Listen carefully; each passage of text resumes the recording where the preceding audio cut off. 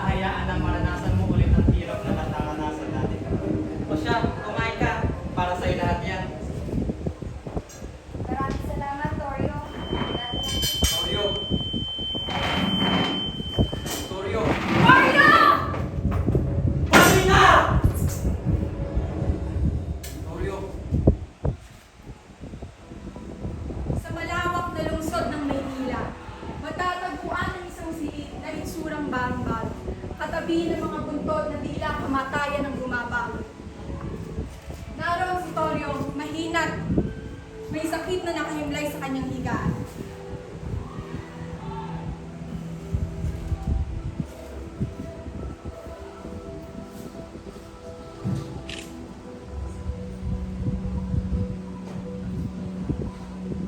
Sa labas, patuloy ang buhay. Ngunit sa loob ng silid na ito, tila humihinto ang oras. At si Carding, na isang pagal na nilalang na sinubok ng mga hamon ng buhay. Dito magsisimula ang kanilang kwento. Ang kwento ng pakikibaka, pagkakapatid.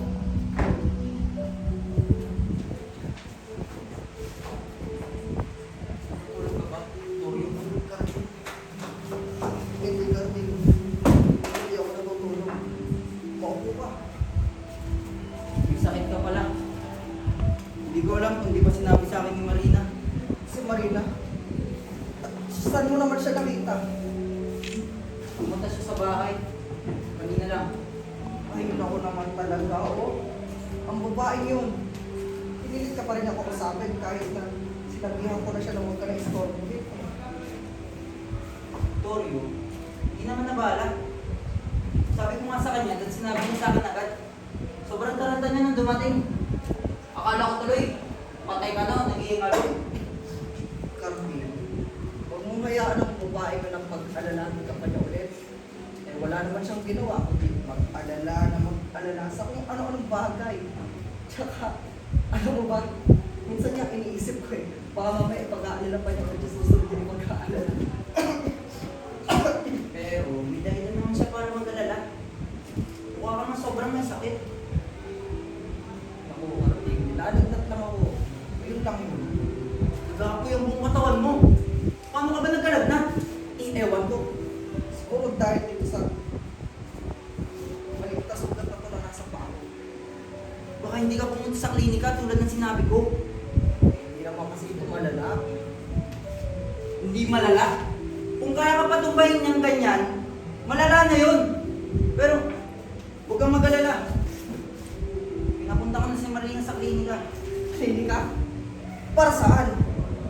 Sinabi ko sa kanya, napuntahan niya ng doktor. Para matignan ka. Ay, naku naman, Carmen ko. Nananaginip ka ba? Sa tingin mo ba talaga? Mag-aabala pa yung doktor na yung puntahan ako kahit wala tayong pera pagbayad sa kanya? Oo, pag ng doktor siya, gagamitin ka niya ng libre. Siguro nga, siguro kung ako mismo yung pupunta sa kanya, ha?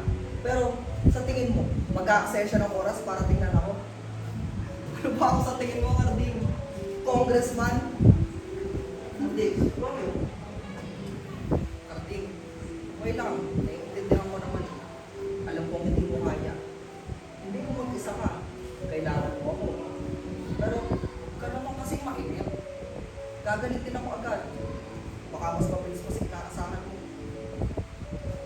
Hindi mo naiintindihan. Torio, Ayoko na. ano? Tinatapos mo na? Nagbibiro ka ba? Hindi ako nagbibiro, Toryo. Pero bakit? Nakahanap ka na ng mas mabilis na paraan para mabuhay? Tignan mo nangyayari sa'yo.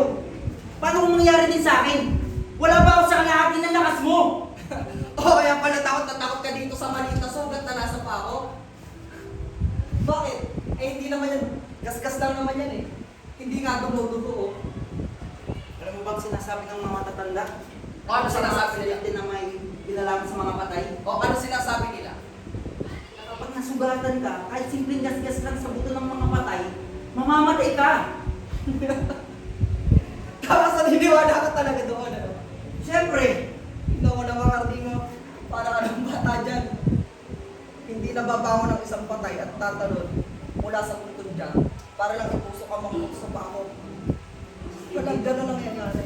Kaya wala ka bang magaan ang mga buhay, Toryo. mga buhay. Eh ano, pag nahuli ka nila, anong gagawin nila sa'yo? Ikaw kulong ka? Karating naman ako. Mas mabait ang mga patay. Hindi na ako nagkaroon ng maayos na tulog mula nung simulan natin to. Parang ang sama at nakakadiri. Parang nangago ng candy sa isang bata. Alam mo, Cardi, kung masyado kang magsisimula maging sentimental dito sa mundong ito, mamamatay ka sa buto. Alam mo na si Marina. Ano si Torio? Marina, nasa ng doktor?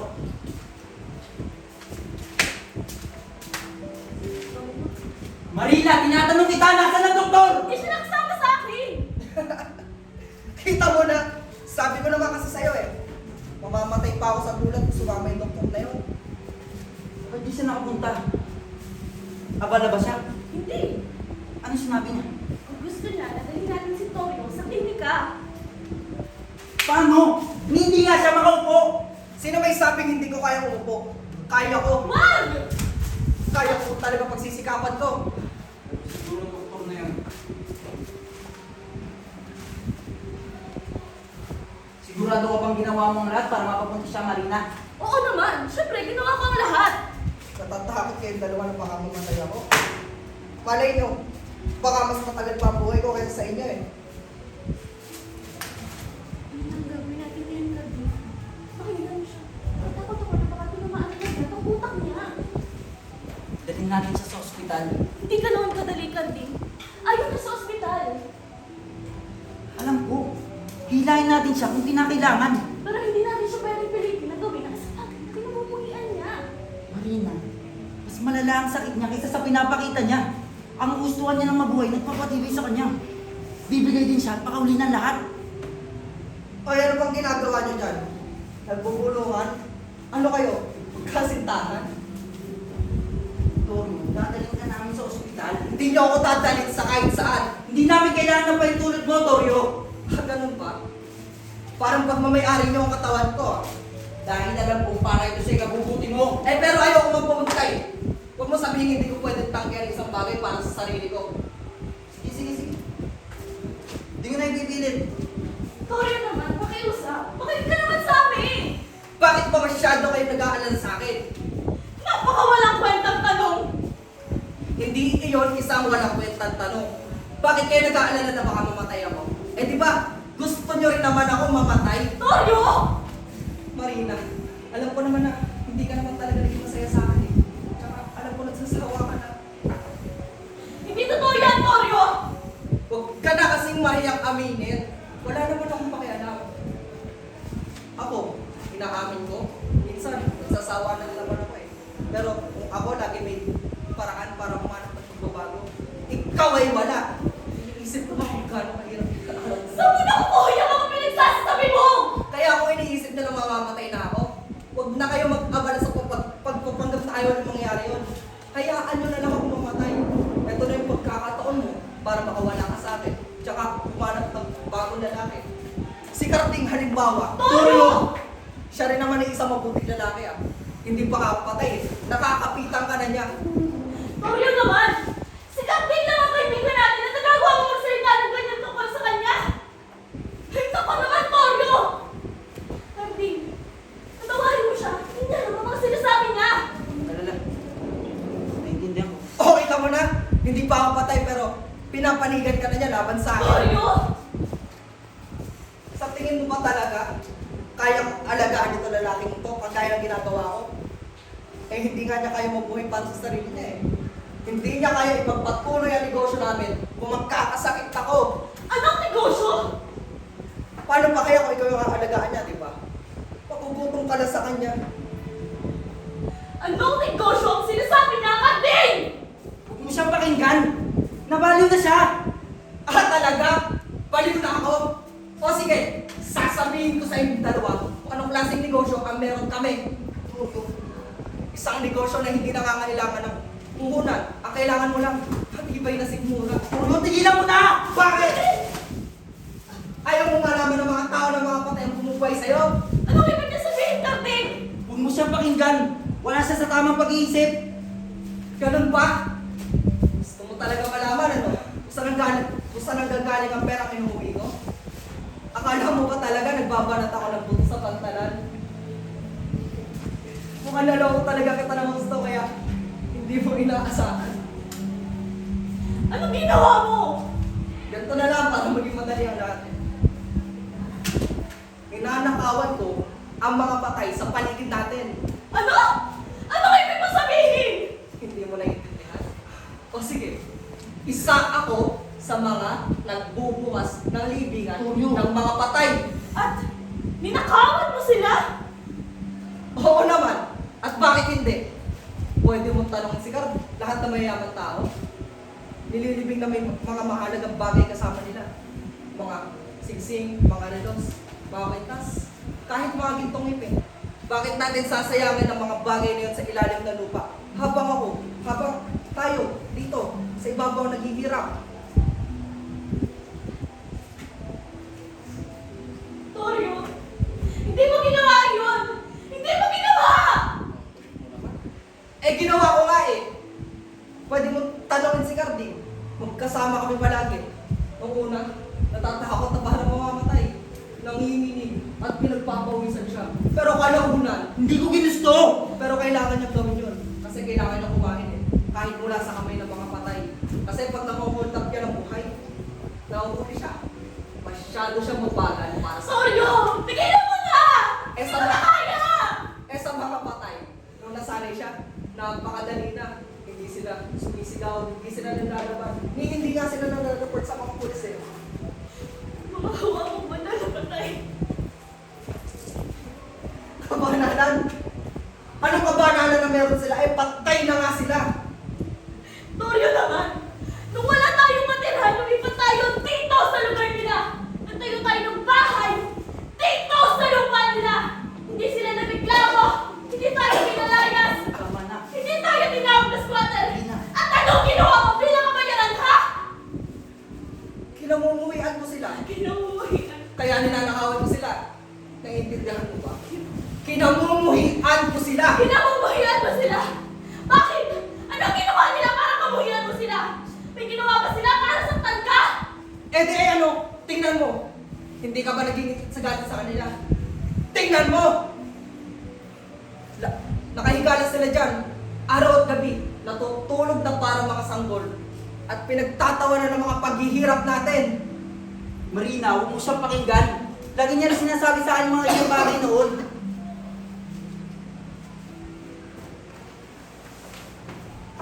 Isang gabi, pauwi na ako noon. Nabukan ako ng malakas na ulan. Tumakbo ako sa pinakamalapit na school. Sa pagmamayari ng isang mga kriminal. Napakaganda na doon yun. Parang palasyo. Kesa lugar para sa mga patay.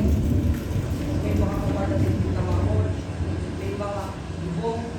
May mga makukulay na ilaw. Sa loob. Meron ang katawan. Nasa kabaw. Ang lugar ay tuyo-tuyo. At napaka-komportable kahit umulan. Kahit na pamatayan ng ibang bagay. Bakit kailangan ng patay na yun ang mga payan at mga ibong para protektahan siya habang ako basang-basa sa ulan, nanginginig sa lamig at naghihintay ng makauwi sa madilim, masikip at tumutulong bahay na kangkot kahit sa pinakamahinang ulan. Bakit? Eh patay na siya at buhay pa ako. Mas may karapatan ako sa mga bagay na sinasabi na sa kanya, hindi ba? Hindi ba mas kailangan natin ang mga pader at mga bubong para protektahan tayo kaysa sa mga patay? Nakita ko siguro na! At sino naman makakakita sa amin ni Karting ay nagtatrabaho kami? Is oras na ng gabi. Pag tulog na ang mga tao. Ang Diyos, Torio! Ang Diyos ang nakakita sa iyo habang gumagawa ka ng masama! Ang Diyos na walang sawang nagbabantay sa mga patay! Ay Diyos! Bakit kailangan ng Diyos na bantayan ng mga patay? Bakit hindi ikaw? Bakit hindi ako na nabubuhay pa? Napakasamang kasalanan ng ginawa mo! Kung mamatay ka, hindi ka tatanggapin ng langit! Kahit ang impyerno, tatanggihan ang kaluluwa mo kung sinumpa! Eh bakit ba kasi lagi mo na lang sinasabi na kung mamatay ka, Mamatay ka! Mamatay ka! Gusto mo na ba talaga ako mamatay? Hindi! At bakit ko naman gugustuhin? Gusto mo na talaga ako mamatay, ano? Kaya naiintindihan ko na. Hinihintay yung dalawa na mamatay ako. Para mabuhay na kayong dalawa na magkasama. Baka kaya itong kahit simpleng sugat na to, nagpapahiga sa akin eh. Kasi nagdarasal kayo. Nagdarasal kayo na sana mamatay na ako. Pero bibigoyin ko kayo. Mabubuhay ako na matagal. Kahit para sa akin kayo sa pag-aasam na mabubuhay kayong dalawa na magkasama. Hindi ako kayang dali ng mga patay na yan sa mundo ng mga puntod. Torio! Kinamumuhian ko sila! Oo! Kinamumuhian ko silang lahat! Nilalabastangan ko sila! Hindi ako madadala ng mga patay na yan. Nilalabastangan ko silang lahat! Hinahamon ko sila na kunin nila ako kung kaya nila. Sana buhay kayong lahat sa mundong ito at nagdurusa sa buhay. Torio! Bakit? Bakit ka naman ako Ano na nangyari? Kunin natin siya! Torio! Torio! Torio! Kumuha ng tubig! Bilis! Torio! Torio! Torio! Sige. Kumuha ng tubig.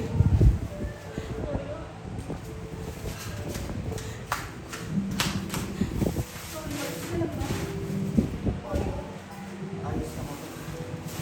Hindi ako kaya ko makakapit niya. Ano ba ako si Ma'am? Si Ma'am. Dito ba ako? Torio. Dito ako.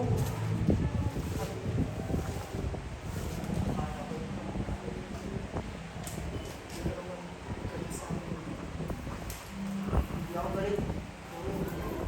Hindi kailangan mong paliwanag. Kailangan mong magpahinga. Pasensya ka. Ako, bakit ka nasabi ko sa'yo? Parang kasi lang ako. Tsaka, kung ano ba ang masasabi? Huwag magsalita, Torio. Magpahinga ka muna. Okay ba ako? Huwag. Tulog muna ako sa'yo. Huwag ka. Pasensya ka ako.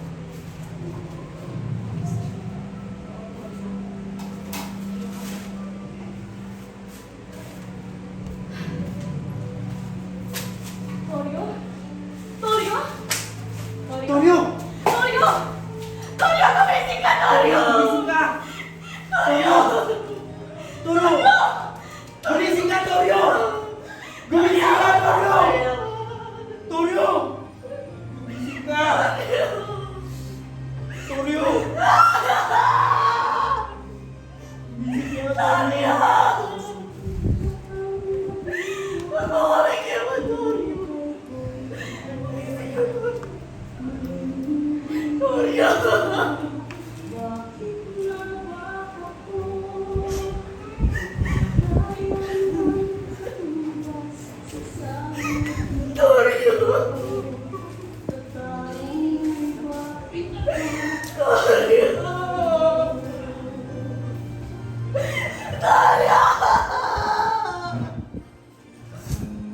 Daria!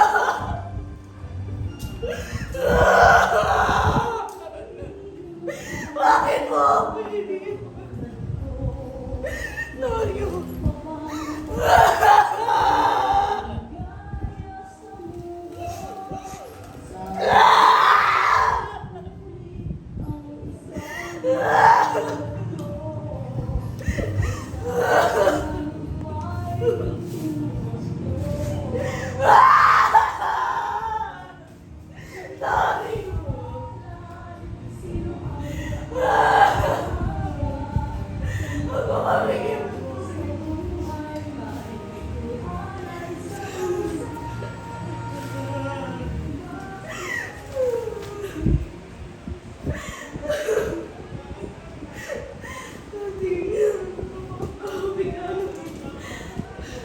Parang bibig na kami lumikit sa kanya.